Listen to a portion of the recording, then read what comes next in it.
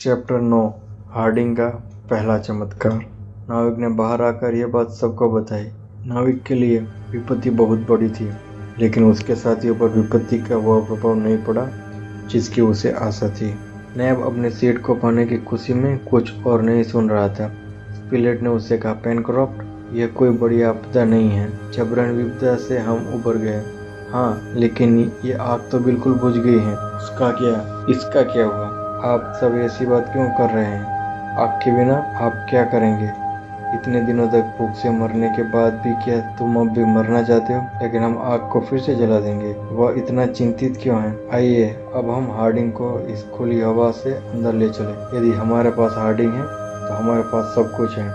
Hardinge को सभी ने शामिल किया।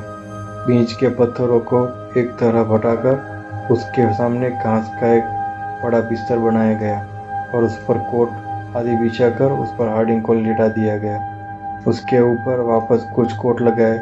हार्डिंग ने उन्हें ऐसे संरक्षित करना शुरू किया जैसे कि वे सभी का शरीर हो। नाविक ने आग की बात को सभी ने खारिज कर दिया, लेकिन नाविक दिमाग के होशियार होते हैं। वह आग उत्पन्न करने के लिए सभी उपाय आजमाने लगा। वहां पड़ी हुई लकड़ियों को जोर जोर से घिसने लगा। चकमक पत्थर के बाहरी हिस्से भी अक्सर देखे गए, लेकिन उसे असली चकमक पत्थर और इन पत्थर के बीच कोई अंतर समझ नहीं आया। इसलिए जो पत्थर उसके हाथ में आया उसने उसे उठा लिया और उसे रगड़ने लगा। टूट फूट के कारण पत्थर से चिंगारी निकलती थी, लेकिन वह चिंगारी आग को जलाने के लिए पर्याप्त नहीं थी। कड़ी मेहनत करते करते आखिरकार नाविक थक गया। नेब और हर्बर्ट उसकी सहायता के लिए आए। उन्होंने भी वही किया हैं जो वे कर सकते थे। नाविक अब थक गया था। वह हाथ में आई लकड़ी को दूसरे से रगड़ने लगा और आग न निकले इसलिए उसके टुकड़े टुकड़े करके फेंकने लगा। वह पसीने पसीने हो गया था। वह शर्म की बात है कि जंगल लकड़ी और पत्थर से आग पे यह शर्म की बात है कि जंगल में लकड़ी और पत्थर से आग पैदा करते हैं। उन्होंने कहा, अगर मैंने अपने हाथों को इतनी देर तक रगड़ा होता तो वे जल गए होते। स्पिलेट ने कहा, पेनक्रॉफ्ट, हार्डिंग के जागने तक धैर्य रखो। अंत में हर कोई हार्डिंग के बगल में बैठ गया। रात होने पर हार्डिंग नहीं उठा। सब लोग सो गए, बोर हो गए। हार्डिंग ने अपनी आंखें खोली और वही वाक्य दोहराया, क्या यह टापू है या खंड है? हम अब भी उतना ही जानते हैं कि जितना आप। नाविक ने कहा, आपने अभी तक इसकी जांच नहीं की? आपके बिना यह सब कौन ठीक करेगा? मैं अब कमजोर महसूस कर रहा हूँ कि मैं फिर से आपके साथ रह सकता हूँ। मुझे बहुत भूख लगी है। खाने के लिए कुछ बनाओ। यही तो दर्द है ना? नाविक ने अब आवाज उठाई। मुश्किल से एक दीपक मिला था और आग जलाई, लेकिन कल रात सब कुछ बर्बाद हो गया। ठीक है, हम इसे बाद में देखेंगे। अब तुम्हें जो कुछ खाना हो ले आओ। इतनी महत्वपूर्ण चीज भी हार्डिंग ने उड़ा दी तो नाविक को बहुत दुख हुआ, लेकिन वह हार्डिंग से कुछ नहीं कह सके। खाने के बाद हार्डिंग थोड़ा तरोताजा हो गया। वह तनावग्रस्त था। उन्होंने कहा, आज अच्छा आराम करने के बाद कल हम बाहर घूमने निकलेंगे और जांच करेंगे, लेकिन अभी भी एक काम बाकी है। नाविक ने अधीरता से कहा, आग क्यों भूल जाते हैं?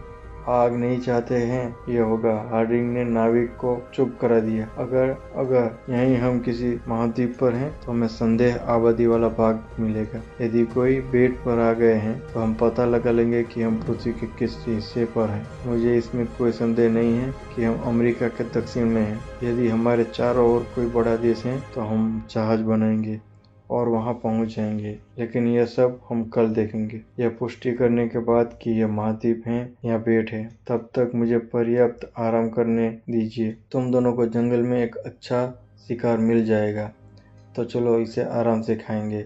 अब बहुत भूख लग रही है। नेब, नाविक और हर्बर्ट शिकार की तलाश में निकल पड़े। नेब और टॉप अब नाविक की सहायता पर थे, इसलिए वह शिकार करने के लिए जंगल में इतने गहरे उतर गए।